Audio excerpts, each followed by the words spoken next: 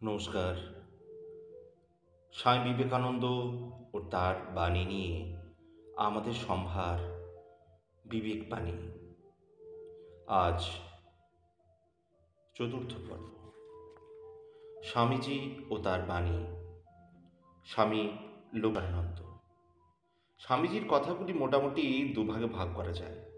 এক ভাগে হচ্ছে যেসব কথা যা শুধু ভারতবর্ষের জন্য, বিশেষত সে যুগের ভারতবর্ষের জন্য, অর্থাৎ সে যুগের ভারতবর্ষে যেসব প্রধান প্রধান জাতীয় ও সামাজিক সমস্যা সেগুলির সমাধানের জন্য পরাণুকরণ, প্রিয়তা, হীনমন্যতা, কুসংস্কার, ধর্মের নামে গোঁড়ামি, নিম্ন বর্ণের ওপর উচ্চবর্ণের অত্যাচার, অস্পৃশ্যতা, স্ত্রী জাতির অনাদর এবং যারা শ্রমজীবী ও প্রকৃত ধন উৎপাদনকারী তাদের প্রতি অবজ্ঞা, এগুলিই ছিল সে যুগের ভারতবর্ষের প্রধান সমস্যা। স্বামীজি জ্বলন্ত ভাষায় এসবের সমাধানের পথ নির্দেশ করে দিয়ে গেছেন, আর বস্তুত তারই নির্দেশিত পথে আজকাল এগুলির সমাধানও হচ্ছে। স্বামীজির নির্দেশিত পথ হচ্ছে শিক্ষা। তিনি বলতেন, শিক্ষার বিস্তার হোক, তাহলে আপনা আপনি এসব সমস্যার সমাধান হতে পারবে। জোর করে এসব সমস্যা সমাধান করা যায় না, শুধু আইন করেও না। তিনি বলতেন, অজ্ঞতার জাতীয় মন আচ্ছন্ন, অজ্ঞতায় জাতীয় মন আচ্ছন্ন ও আড়ষ্ট হয়ে আছে। শিক্ষা দিয়ে তাকে সজীব করে গতিশীল করে তুলতে হবে। সুখের বিষয়, শিক্ষা বিস্তারের সঙ্গে সঙ্গে জাতির মনের এই পরিবর্তন ঘটেছে। তার সঙ্গে সঙ্গে এইসব সমস্যার সমাধানও ক্রমে হয়ে চলেছে। জোর করার প্রয়োজন হচ্ছে না। এখন দেশ স্বাধীন হয়েছে, আর সঙ্গে সঙ্গে আমরা আত্মবিশ্বাস ও আত্মমর্যাদা ফিরে পাচ্ছি। আন্তর্জাতিক ক্ষেত্রে কোনো কোনো বিষয়ে ভারতবর্ষ অগ্রণীর ভূমিকাও নিয়েছে। তবু যতটা শিক্ষার বিস্তার হবার কথা হয় তা হয়নি, বা যে শিক্ষাকে স্বামীজি মানুষ গড়ার শিক্ষা বলে বলতেন, সে শিক্ষার প্রবর্তন আজও দেশে ঘটেনি। মানুষই দেশের সম্পদ। সৎ, বুদ্ধিমান, পরিশ্রমী, কর্তব্যনিষ্ঠ ও পরোপকারী মানুষই প্রকৃত মানুষ। আমাদের শিক্ষা পুস্তকি শিক্ষা, কার্যকরী শিক্ষা নয়। আমরা স্বপ্নবিলাসী, বাকপটু, কিন্তু ঠুঁটো জগন্নাথ। স্বামীজি ভারতের আদর্শ পরায়ণতার সঙ্গে পাশ্চাত্যের কর্মকুশলতায় যোগ সাধন করতে চেয়েছিলেন। এক কথায়, শিক্ষার মাধ্যমে ধর্ম ও বিজ্ঞানের সমন্বয় হোক, এই তিনি চেয়েছিলেন। মানুষের মন উঁচু সুরে বাঁধা থাকবে, কিন্তু কাজকর্মে নিপুণ হবে। স্বামীজির মতে ভারতের জাতীয় আদর্শ হচ্ছে ত্যাগ ও সেবা, অর্থাৎ প্রত্যেক ব্যক্তি চেষ্টা করবে বহুজন হিতায় বহুজন সুখায় জীবনযাপন করতে। ব্যক্তিগত সুখের জন্য জীবন নয়, সমষ্টির কল্যাণেই ব্যষ্টির কল্যাণ। জন্ম থেকেই মায়ের জন্য বলি প্রদত্ত করার অর্থ হচ্ছে জন্ম থেকেই সমষ্টির কল্যাণে নিজেকে উৎসর্গীকরণ। মানুষই স্বামীজির কাছে ভগবান, মানুষের মধ্যেই তার শ্রেষ্ঠ প্রকাশ। ঈশ্বর বুদ্ধিতে মানুষের সেবাই তার কাছে ধর্ম। জীবে প্রেম করে যেই জন, সেই জন সেবিছে ঈশ্বর। ঈশ্বর সর্বত্র আছেন, মন্দিরেও আছেন, কিন্তু মন্দিরে যে বিগ্রহ আছেন তিনি অচল। তিনি নড়েন না, চড়েন না, কথা বলেন না, কিন্তু আর্ত মানুষ কথা বলে, দুঃখ জানায়, তার দুঃখ দূর করে। তার দুঃখ দূর করে দিলে কৃতজ্ঞতা প্রকাশ করে। মন্দিরের বিগ্রহ যেমন ঈশ্বরের বিগ্রহ, মানুষের বিগ্রহ তেমনি ঈশ্বরের বিগ্রহ। পার্থক্য এই যে একজন অবাক আর একজন সবাক। স্বামীজি এই সবাক সচল ঈশ্বর বিগ্রহের দুঃখ বেদনার দিকে অশ্রু বিসর্জন করতেন।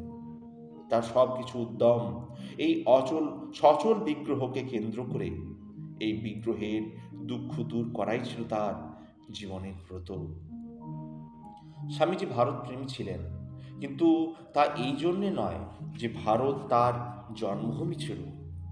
ভারত তার কাছে পুণ্যভূমি, কারণ ভারত ঋষির দেশ। এই সব মানুষের দেশ, সেই সব মানুষের দেশ যারা সত্যের জন্য সর্বোচ্চ ত্যাগ করতে পারতেন। স্বামীজি ভারতকেই সত্য বলে সম্বোধন করেছিলেন।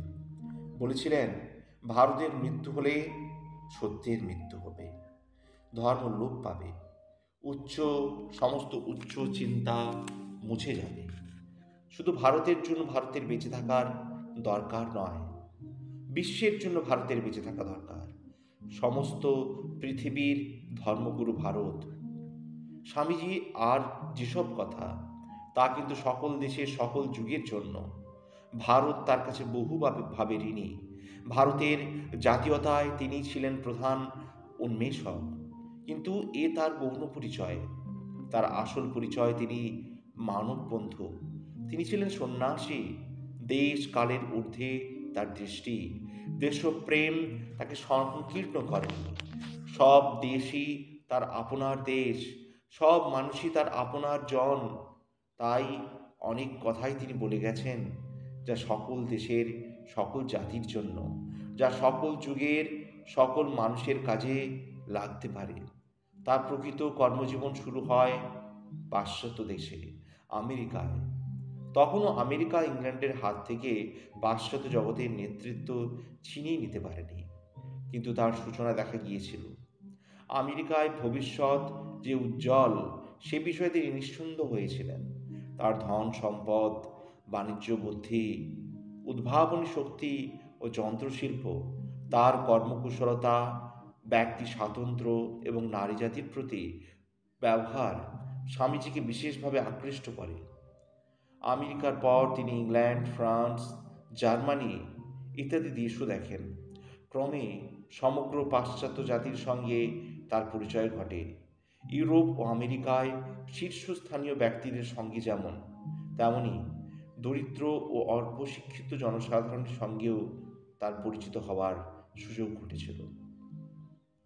পাশ্চাত্য সমাজের সর্বস্তরে তার যাতায়াত ছিল। সর্বত্রই তিনি ছিলেন অতি মাননীয় অতিথি। তিনি বুঝতে পেরেছিলেন, পাশ্চাত্য জাতির অভ্যুদয় সুনিশ্চিত। তারা পুরস্কারের সাহায্যে সমৃদ্ধি ও সাফল্যের সর্বোচ্চ চূড়ায় একদিন উঠবেই। তাদের এই কর্ম উৎসাহ ও শ্রমশীলতা তাকে মুগ্ধ করে।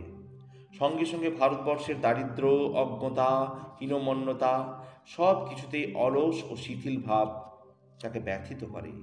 তিনি ভেবেছিলেন, ভারতবর্ষও যেন পাশ্চাত্য দেশের কর্মকুশলতা অর্জন করতে পারে। আজ তার রজশক্তি ভারতবর্ষে আসুক, ভারতবর্ষের জীবন স্রোত আরও কর্মমুখর হোক, গতিশীল হোক। শিল্প বিপ্লবের সঙ্গে সঙ্গে পৃথিবীময় এক আলোড়ন সৃষ্টি হয়েছে, তা তিনি লক্ষ্য করেছিলেন। এই আলোড়নের ফলে শূদ্র জাতির, অর্থাৎ যারা শ্রমজীবী, তাদের অভ্যুত্থান হবে, এই তিনি ভবিষ্যৎবাণী করেছিলেন। রাশিয়া এবং চীন এর কেন্দ্র হবে, একথাও বলেছিলেন। ভারতের শিল্প বিপ্লব ঘটুক, ভারতীয় শূদ্র জাতির অভ্যুত্থান হোক, এই তিনি চেয়েছিলেন। এই অভ্যুত্থানের সঙ্গে সঙ্গে এক নতুন ভারত রূপ নেবে, এই তার বিশ্বাস ছিল। এই নতুন ভারতকে আহ্বান করে তার অমর ভাষায় তিনি বলেছিলেন, নূতন ভারত বেরোক, বেরোক লাঙল ধরে, চাষার কুটির ভেদ করে, জেলে মালা মুচি মেথরের ঝুপড়ির মধ্য থেকে, বেরুক মুদির দোকান থেকে, ভুনাওয়ালার উনুনের পাশ থেকে, বেরুক কারখানা থেকে, হাট থেকে, বাজার থেকে, বেরুক ঝোড় জঙ্গল পাহাড় পর্বত থেকে। শূদ্র জাগরণ হবে এবং সঙ্গে সঙ্গে নতুন ভারত গড়ে উঠবে, স্বামীজি এটা নিশ্চিত করে জানতেন। তথাকথিত উচ্চ শ্রেণীর পতন অনিবার্য, একথাও তিনি বলেছিলেন। শূদ্র অর্থাৎ যারা শুধু কায়িক পরিশ্রম করে, অর্থাৎ মেহনতি মানুষ, সমাজতন্ত্রের ভাষায় প্রলেতারিয়েত, নিপীড়িত গণমানুষ। ভারতবর্ষে ব্রাহ্মণত্বের অর্থ সংস্কৃতিবান হওয়া, মন বুদ্ধি ও হৃদয়ের ঐশ্বর্যবান হওয়া।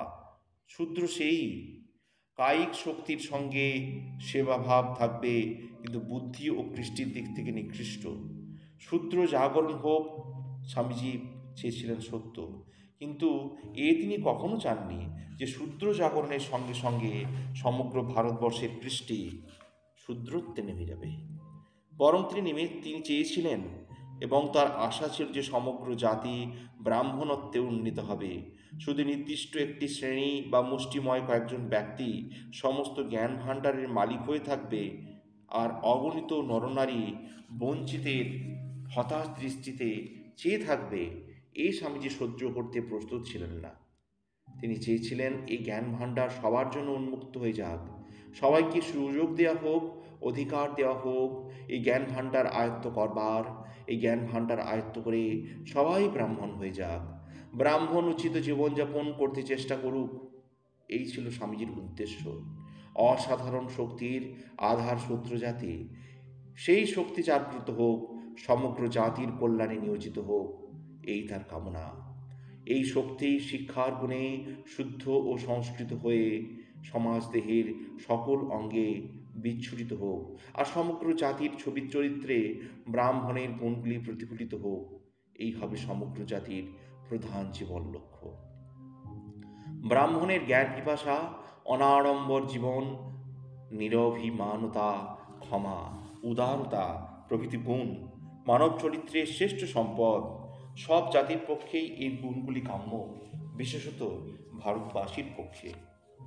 কারণ ভারতবর্ষেই এই ব্রাহ্মণ চরিত্রের কল্পনা শুধু কল্পনা নয়, বাস্তবে রূপায়ণও হয়েছিল ভারতবর্ষে। নূতন ভারতে ব্রাহ্মণের জ্ঞান ও সংস্কৃতি এবং শূদ্রের কর্মশক্তি ও সেবায় সুষম সমন্বয়ে এক নতুন গণ উত্থান ঘটুক। স্বামীজির প্রচারিত কর্মসূচির এই দিকটাই বিশেষভাবে লক্ষণীয়।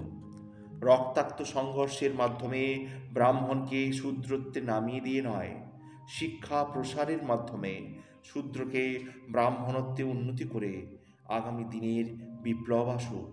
বিপ্লব মানে পরিবর্তন, রূপান্তর। সেই রূপান্তর হোক সুস্থ, সুন্দর ও গঠনমূলকভাবে। স্বামীজি বলতেন, লেভেলিং আপ, লেভেলিং ডাউন নয়। পাছে নিছক শূদ্র শক্তির জাগরণের ফলে ভারত লক্ষ্যভ্রষ্ট হয়। তাই স্বামীজি বলেছিলেন, হে ভারত, ভুলিও না তোমার নারীজাতির আদর্শ, সীতা, সাবিত্রী, দময়ন্তী। ভুলিও না তোমার উপাস্য উমানাথ, সর্বত্যাগী শঙ্কর। ভুলিও না তোমার বিবাহ, তোমার ধন, তোমার জীবন ইন্দ্রিয় সুখের, নিজের ব্যক্তিগত সুখের জন্য নহে। কিন্তু শুধু ভারতকে সতর্ক করে স্বামীজি নিরস্ত্র হননি। তিনি বলেছিলেন, এবার কেন্দ্র ভারতবর্ষ, অর্থাৎ ভারত দেখাবে কি করে শূদ্র শক্তির সঙ্গে ব্রাহ্মণ শক্তির যোগ সাধন করা যায়, কিভাবে বেদান্তের সঙ্গে সমাজবাদকে সমন্বিত করা যায়। পাশ্চাত্য দেশে তিনি শূদ্র শক্তির জাগরণে ধন, সমৃদ্ধি, ভোগ সম্পদের প্রাচুর্য দেখেছেন, কিন্তু সেখানে জীবন লক্ষ্যহীন। ইন্দ্রিয় সুখের ঊর্ধ্বে কোনো লক্ষ্য নয়। কিন্তু শুধু ইন্দ্রিয় সুখ দিয়ে সভ্যতা বাঁচাতে পারে না, ইতিহাস ওই সাক্ষ্য দেয়।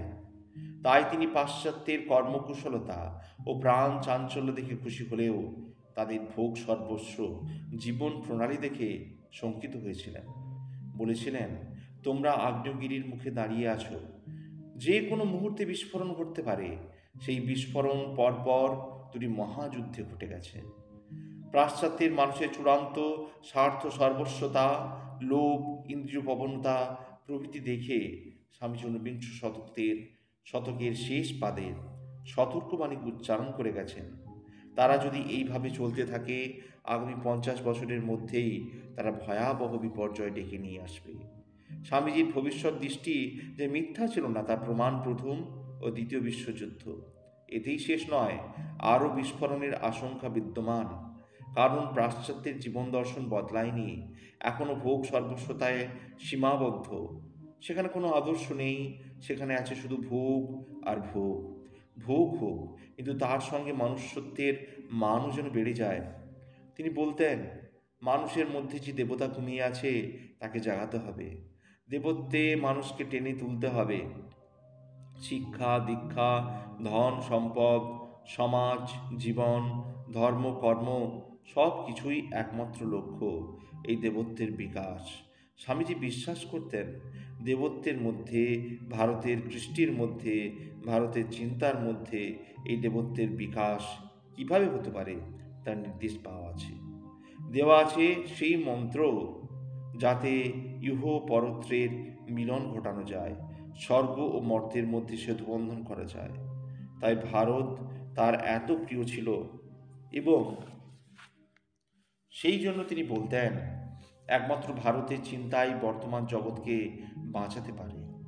মানুষের মধ্যেই ভগবান, সেই ভগবানকে নিজের মধ্যে এবং অপরের মধ্যে প্রত্যক্ষ করা, অর্থাৎ মানব সভ্যতাকে ভগবত সত্তাতে পরিণত করা, ভগবানের যত গুণ যত বিভূতি তা আয়ত্ত করা, এই এক অভিনব কল্পনা। কিন্তু ভারতের কাছে এ কল্পনা নয়, এ বাস্তব। ভারতের ঋষিরা যে শুধু একটি আদর্শে বিশ্বাসী ছিলেন তা নয়, জীবনে তারা এই আদর্শ পালন করে গেছেন। ভারতের বহু দুর্দিনেও এই আদর্শকে ভোলেননি, পাছে তার সুদিনে ভুলে যান।